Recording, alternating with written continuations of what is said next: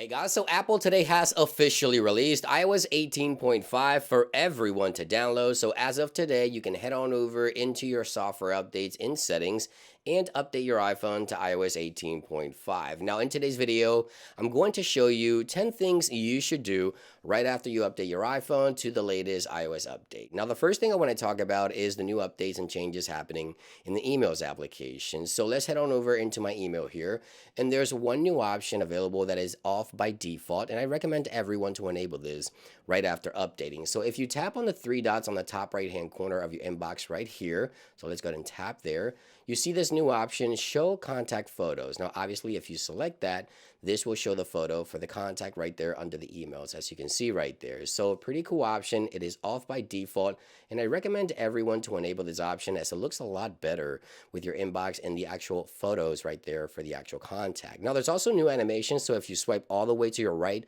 on the categories, you now have the show all mail, as you can see right there. You can see your entire inbox by simply just swiping from left to right, just like so. So those are two things I recommend you check out after you update to 18.5. Now, if you use the back tap feature on your iPhone, within iOS 18.5, we now have a new option to disable background banners. So let's head on over into accessibilities right here. If we go under touch, if we scroll down and we go into the back tap options right here, you see that we have the toggle to show banners. So obviously, if you have that toggle enabled when you use the back tap feature, you have the banner show up, as you can see right there. So you see the banner, you now have the option to remove that banner and no longer have it when you use the back tap feature on your iPhone, which is something that obviously I recommend everyone to do. As you can see right there, no longer showing the banner. So yeah, you can go ahead and remove the banner from your back tap feature on your device after updating to iOS 18.5. I think it's a cleaner look, and I think everyone should actually disable the background banner. Let me know what you think about this one.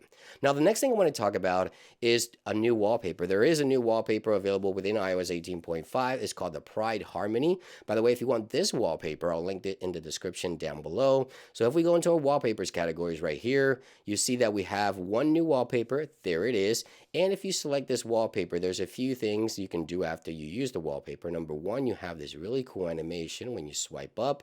And number two, if you have an always on display device, you see right there that the animation and the actual pattern changes every time you go to wake up your device. So it's a really cool wallpaper available within iOS 18.5. So if you want to go ahead and use it, obviously that will be available under the Pride section on your wallpapers categories. Now there's also a new Pride watch face for the Apple Watch. So if you want to use the Pride watch face, it's going to be under the new watch faces right here.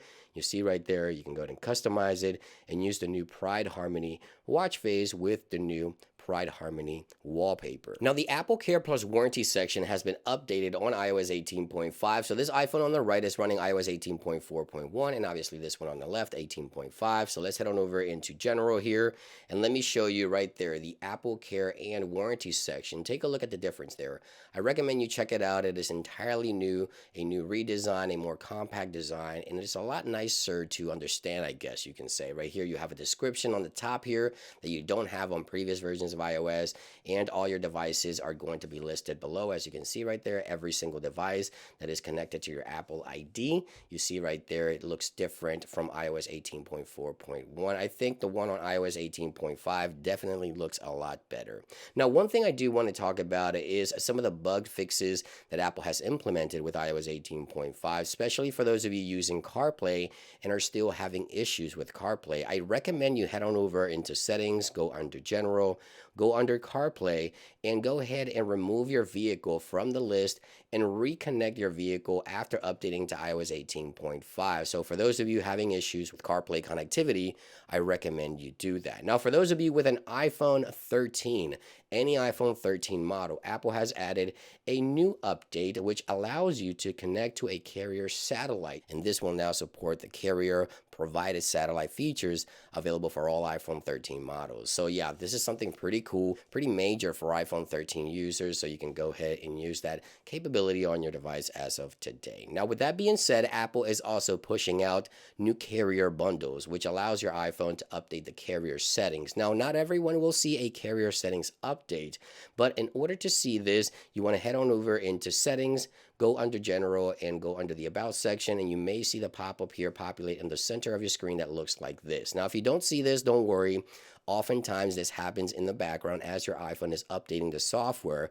But if you do see it, then obviously you want to make sure that you update your carrier settings after you jump into settings. If you see a pop-up like this, obviously for iPhone 13 owners, that is going to enable that satellite capability from the carrier side of things on your device. So the last thing I always recommend everyone to do, that is updating your third-party applications, even if you have the automatic app updates feature enabled, because sometimes developers push out a new app update for better compatibility with the latest software, and sometimes the automatic feature for updating apps sometimes can have a delay. So you want to head on over into the App Store here, then you want to jump on the top right here on your profile, and then you want to go ahead and swipe down just like so to refresh, and you may see new updates populate just like so.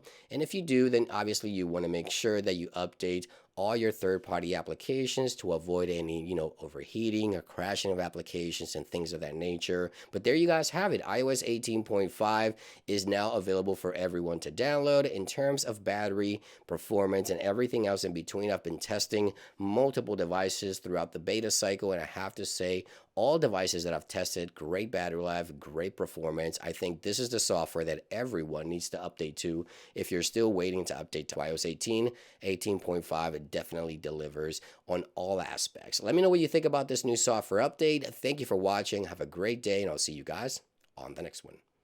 Peace.